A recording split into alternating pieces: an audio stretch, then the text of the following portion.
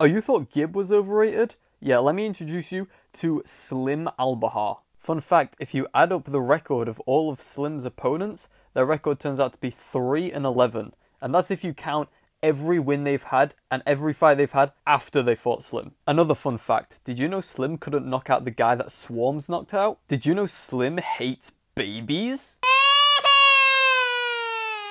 Hey guys, it's me, True Geordie here. Let's get one thing straight, ladies and gentlemen. Slim is not as overrated as he used to be. I remember right after Misfits 001 when KSI fought two guys in one night, Slim beat FaZe Temper and everybody was saying that Slim could probably beat KSI. On Misfits 001, Slim beat FaZe Temper, who beat King Kenny, who beat FaZe Sensei, who was considered one of the best fighters in YouTube boxing. So everybody was like, yo, this Slim guy is for real, bro. Couple that with old highlights of him knocking people out on Social Knockout, and everybody was like, okay, this guy's the real deal. That hype has definitely died down after Misfits 4, where Slim went the distance with Tom Zanatti, and especially the hype died down in the Kingpin tournament when that same Tom Zanatti, who was rocking Slim, hurting Slim, almost beat Slim, then just kind of quit against FaZe Jarvis, who isn't really considered that good a YouTube boxer. But anyway, let's go through all of Slim's fights and see, is he really that good? Is he overhyped, underhyped, or is he just kind of in the middle? Let's have a see, shall we? Starting off with Slim's first ever fight against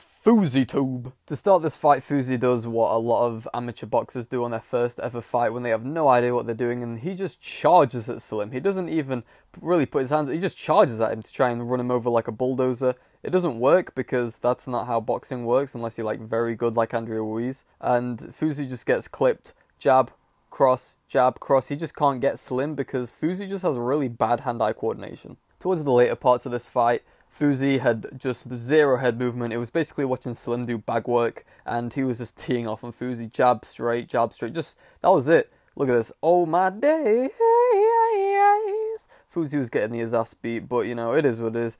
We can't really judge Slim on this fight because it was his first ever fight, just how we can't judge many people on their first ever fights. So let's just give Slim a gold star and say, well done. I will forever be thankful of Slim for beating the shit out of NNA Productions. I hate this man. If you've been on the channel a while, you know I hate this motherfucker NNA Productions. He's the biggest, most wet blanket of a human being on planet Earth. If r/sad cringe was like a human, it would be him. But yeah, Slim goes in there and just two bangs NNA Productions.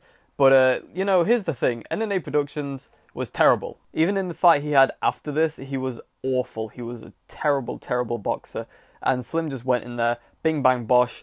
Yeah, NNA Productions couldn't take any power whatsoever. He was a pussy. Slim, 2 dubs, let's get it. Slim then fought this dude. I don't know his name and I can't be asked to research it, but he had 1 knockout apparently, so you can't slate Slim for fighting this guy.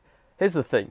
Up until now, after this fight, Slim wasn't overrated. He had fought 2 people in their debut and 1 guy who was coming off a knockout win. So you can't really slate him for this fight. Especially how he won it by knockout. I mean, that's pretty damn impressive, especially at the time. The problems more arise in Slim's later fights, so let's just get onto them.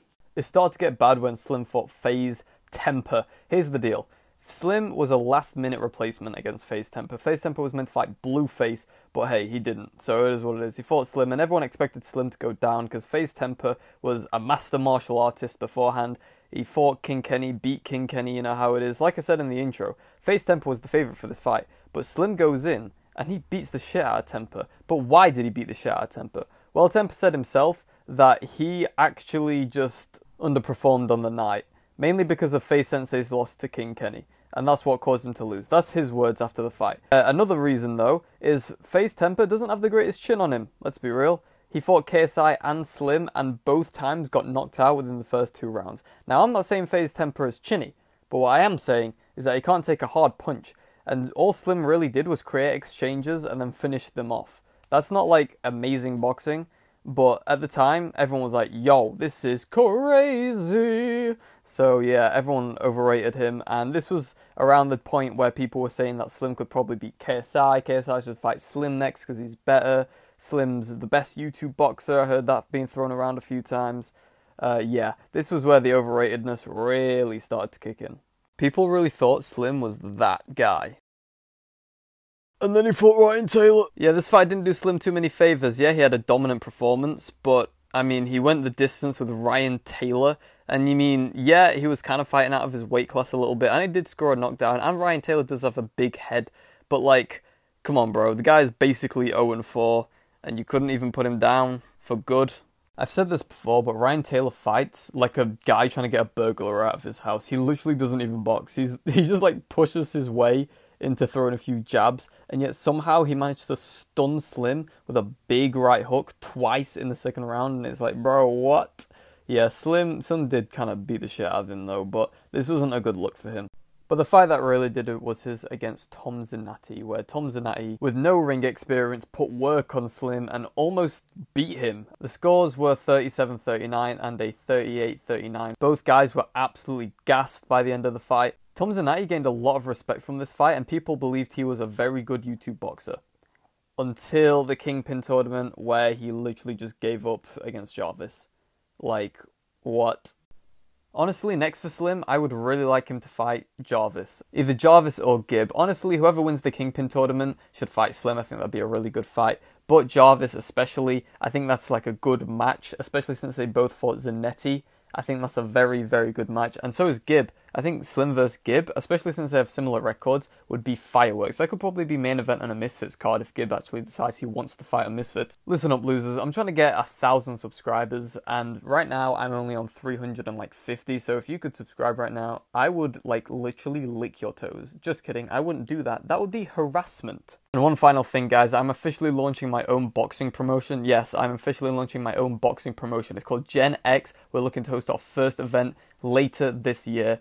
Go check it out. Instagram will be in the description. Let's get it.